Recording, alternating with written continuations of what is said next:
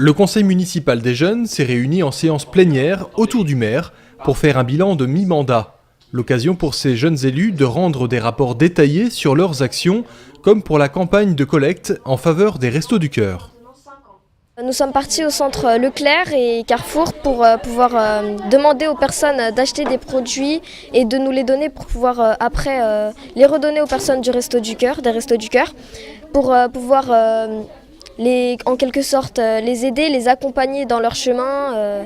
Et donc on a vraiment eu beaucoup de dons et franchement pour ça je vous dis un grand merci. Les élus du CMJ ont également participé aux commémorations.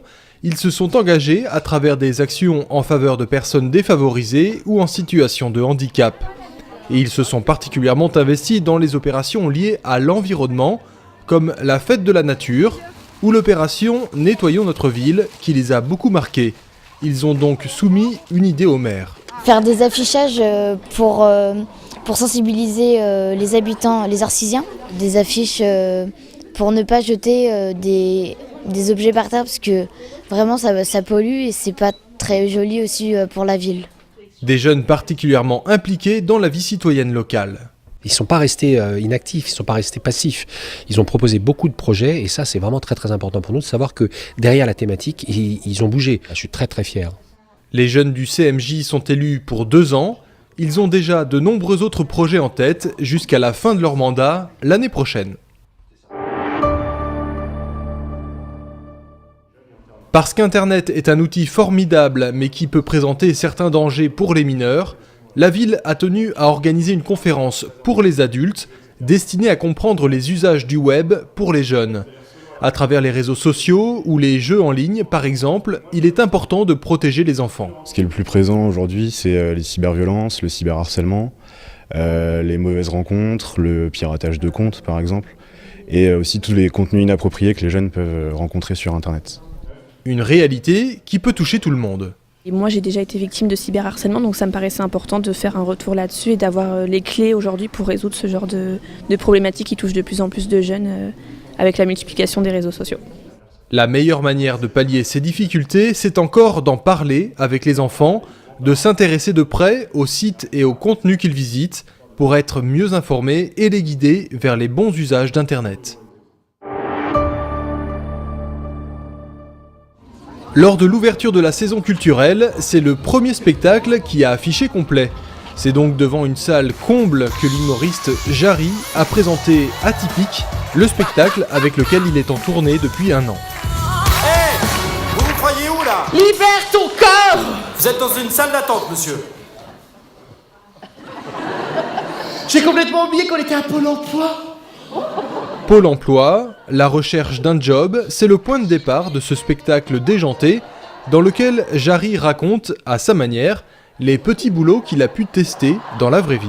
J'ai testé caissier, prêtre, surveillant de baignade, gynécologue, chauffeur de taxi. J'avais envie de savoir qu'est-ce qui fait que ces gens-là le matin se lèvent et vont avec toute leur énergie, leur bonne volonté travailler. Il en ressort surtout des situations irrésistibles à travers lesquelles l'humoriste interagit avec le public de manière parfois un peu appuyée. Tony, à partir de maintenant, tu n'es plus Tony, d'accord? Tu n'es plus du tout Tony. Tu vas devenir... C'est ton portable. Super! Je trouve que quelle que soit la ville, quel que soit l'endroit, ça fait rire. Et je me suis vraiment penché sur la question de faire rire tout le monde, quelle que soit sa couleur de peau, son origine, sa religion. Parce que je pense aujourd'hui que l'humour, ça réunit, ça rassemble. Ici, c'est Bois d'Arcy! Effectivement, une belle communion avec le public qui s'est prolongée après le spectacle avec une séance photo au bar de la Grange. Super, génial, très atypique, très Jarry. À la télé, en vrai, franchement, il est super. Et même Tony, sa tête de turc pendant le spectacle, en garde un bon souvenir. On a passé un bon moment en famille, malgré les blagues un peu. Mais c'était bon enfant, c'était sympa, ouais. J'ai apprécié.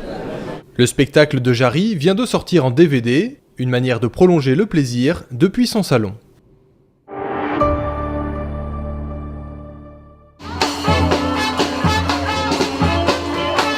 Le marché de Noël, un succès populaire qui ne se dément pas. Pour la seconde année consécutive, l'esplanade d'If s'est transformée en terrain de jeu pour petits et grands.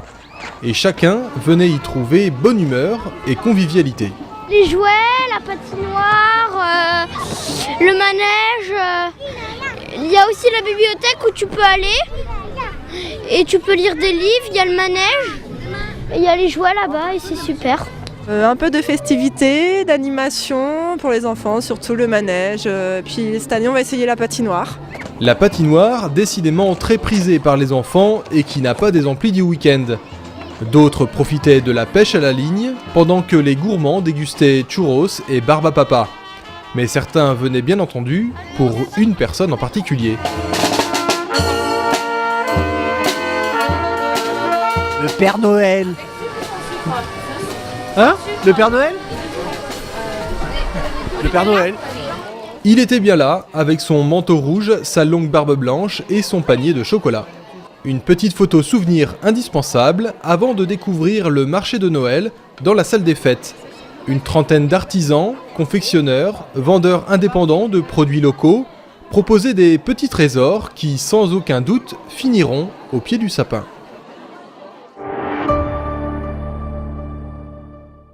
Cette année, les lumières de Noël sont de retour à Bois d'Arcy.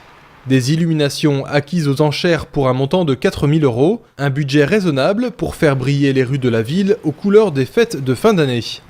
Au square Charles de Gaulle, le village de Noël est lui aussi de retour, des décorations durables créées par les agents des services de la ville.